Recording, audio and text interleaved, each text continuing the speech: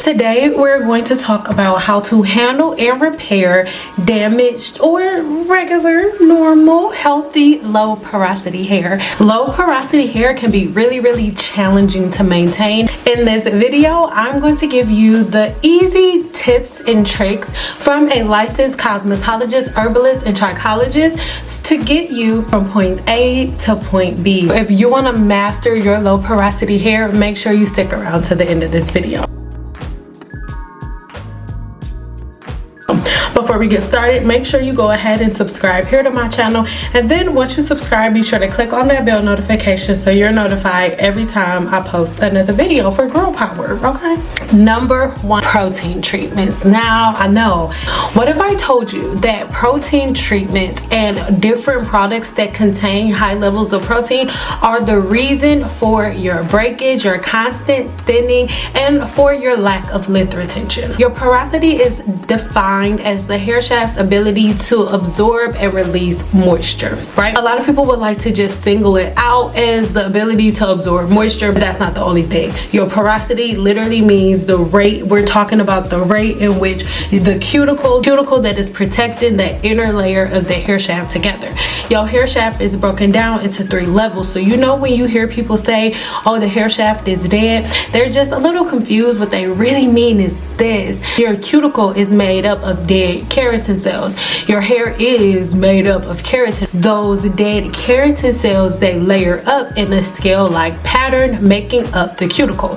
And these scales, depending on your hair shaft, are layered in different ways. Some with low porosity, which we're talking about today, where the cuticles are really tight together.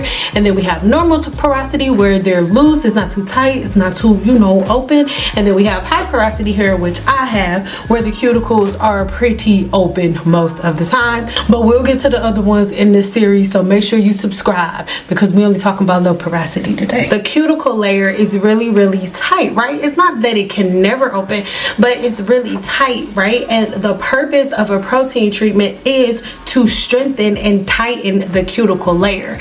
So if you have low porosity hair, you giving yourself a protein treatment would do more harm than good, because you already have a really tight cuticle layer. So by adding more protein, it's the equivalent to like putting a heavy weight on top of a toothpick. The more weight you put on top of it, the weaker the toothpick gets, and then eventually it breaks. And that's what's happening with the hair shaft whenever you use protein treatments with low porosity hair. So instead of doing protein treatments with low porosity hair, what you want to do is the exact opposite of what high porosity hair would do, right? And we'll talk about high porosity hair right now. You want to make sure that you're using shampoos and conditioners that are constructed with ingredients that encourage the cuticle to open, right?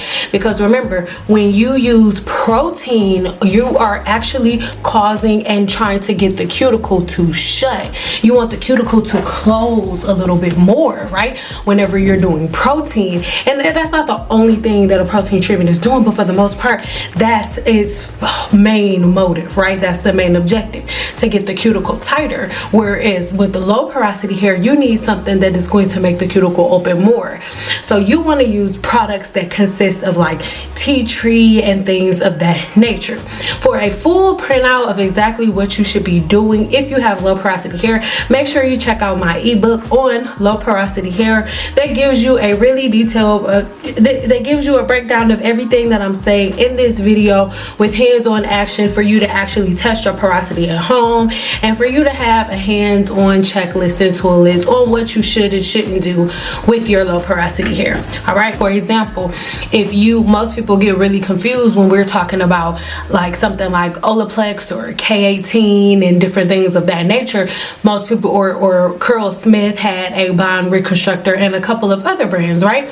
So a lot of people get confused and put bond reconstructors and protein treatments in the same category, where they are very different, right?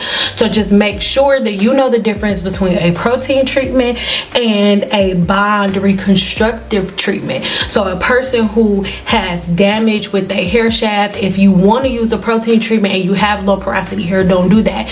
You, instead of doing a protein treatment, you could do something like Olaplex or a bond reconstructive treatment, and it'll give you the same it'll give you the same result that a protein treatment would give you. And protein treatments are not like a fix-all, right? Because if you could possibly have damaged hair that has nothing to do with the protein barrier. So by you giving yourself a protein treatment, you could again be doing more harm than good. So really be careful and make sure you know why you're using products. Protein treatments are enemy number one if you have low porosity hair. Let's keep going. So you want to make sure that you stay away from a lot of different things. And I know, don't get mad at me, because there's so many new things coming on the market, right? And so many things that most people want to try. But if you have low porosity hair, we're not doing any of these things. Don't get mad. I'm looking down at this list to make sure I don't miss anything. We're not going to be doing any protein treatments, hydrolyzed keratin, collagen. We're not doing that either. Silk proteins. And now when we're talking about silk proteins is a little different because of the way that they maneuver within the hair shaft. So if you want a detailed video on silk proteins, then make sure you let me know in the comments, and then that'll be coming up really soon after we finish this porosity series. But the ones listed here you should stay away from. Number 2 is going to be chemicals. Now if you have low porosity hair, most of the time you end up getting chemical damage a lot faster than other people, because you think that you have to leave products on longer, or you think that you have to use a really super duper strong product because you have low porosity hair. Around the relaxer days, right, when make sure you give me mild. Last time you got me super, girl. Give me a box of relaxer and make sure that it says mild. Last time you got me super, girl. Most of the time whenever somebody is getting a relaxer and they're getting a high relaxer or super relaxer, there's somebody with low porosity hair.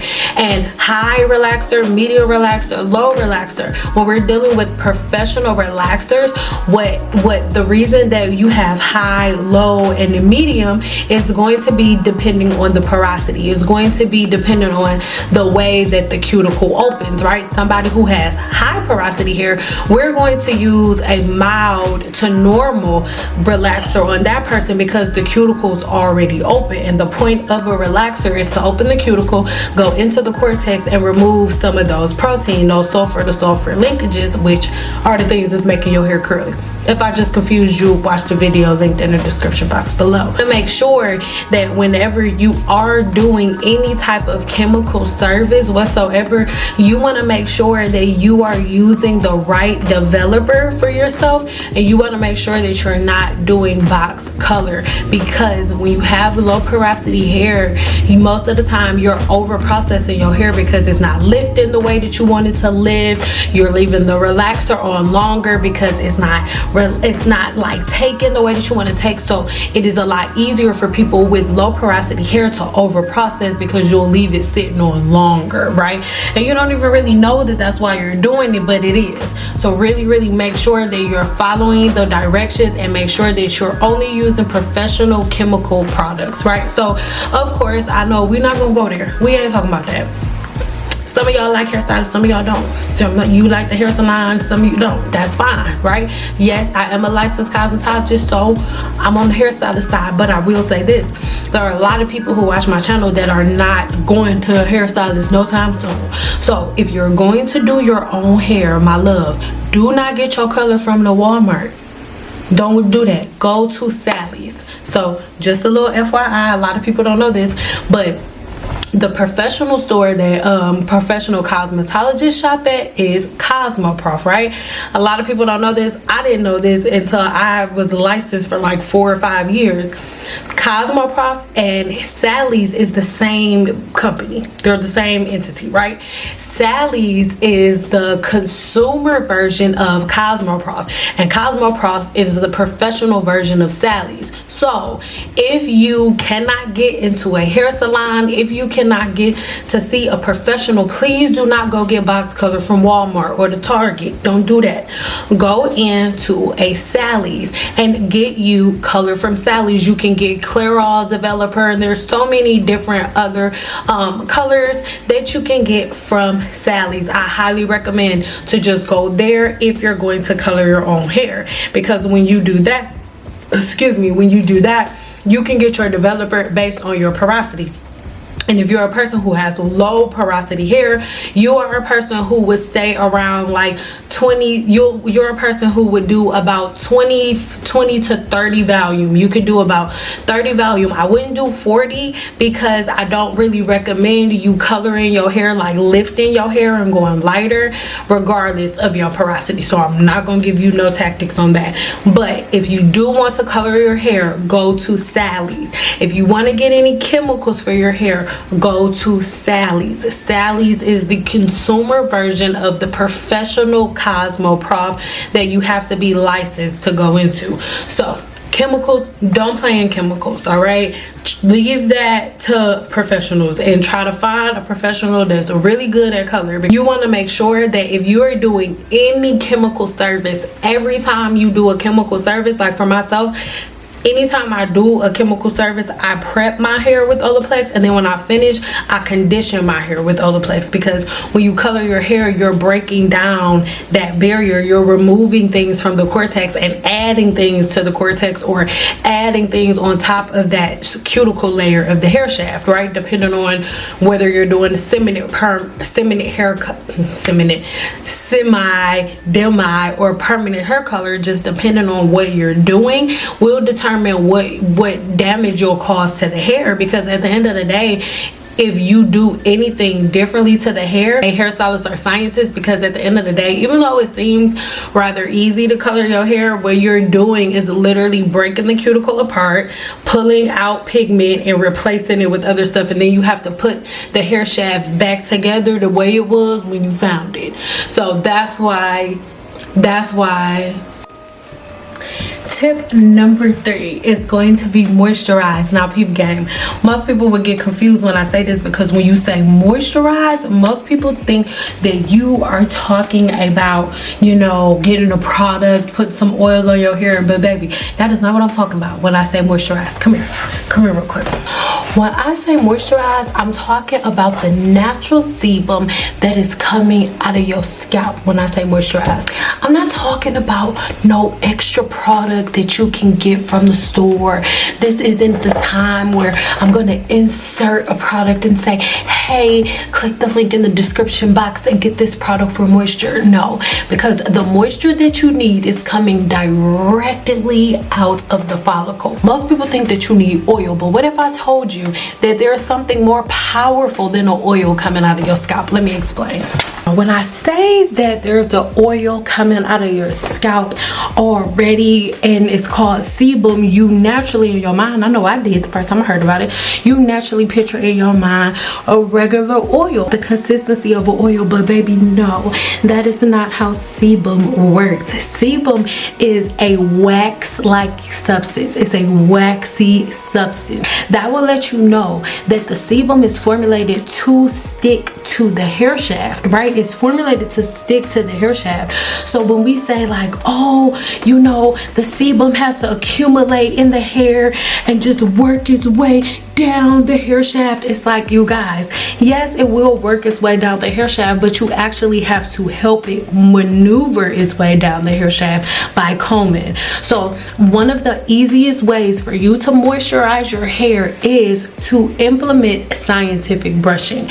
You can see it here on the screen, all of the different clients that I've had that have tried implementing this technique, or all of the different people who have taken my 7-day challenge, who implement my technique of scientific brushing, find that they have seen that their dry scalp, it literally goes away overnight sometimes. Like when they shampoo their hair and then they're getting used to having the practice of combing their hair on a regular basis, you help that waxy substance glide its way down the hair shaft. Now granted, like this is not my hair, like I got a little sewing going on, but I have quite a nice little piece of my hair out. right? And so this is not extra oil, right? You guys know, if you're not new to my channel, you know that my hair is extremely oily. This is not any additional product. This is the natural sebum that comes out of my scalp. But even with extensions in my head, I'm still brushing my hair a little bit in the morning. And when I say brush your hair, I'm not saying sit there for hours and just like, no, that's not what I'm saying. I'm just saying have a routine of just real quick brushing your hair, because sebum is a waxy substance, so it needs help being guided down the hair shaft. So just help it out a little bit. Don't think you can just wake up in the morning and it's just all gonna just be glowing down your hair shaft, because it's not a thin substance, it's a waxy substance, so it needs to be guided down.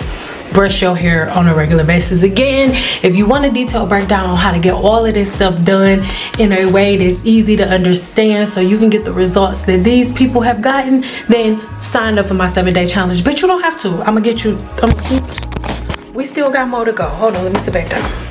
We are nowhere near done. We have 8 tips to get to all together, but make sure you are subscribed to the channel with your post notifications on so you're notified whenever part 2 is posted. Let's talk in the comments below. You never know, I may do something past part 2 just for you. Thanks for watching.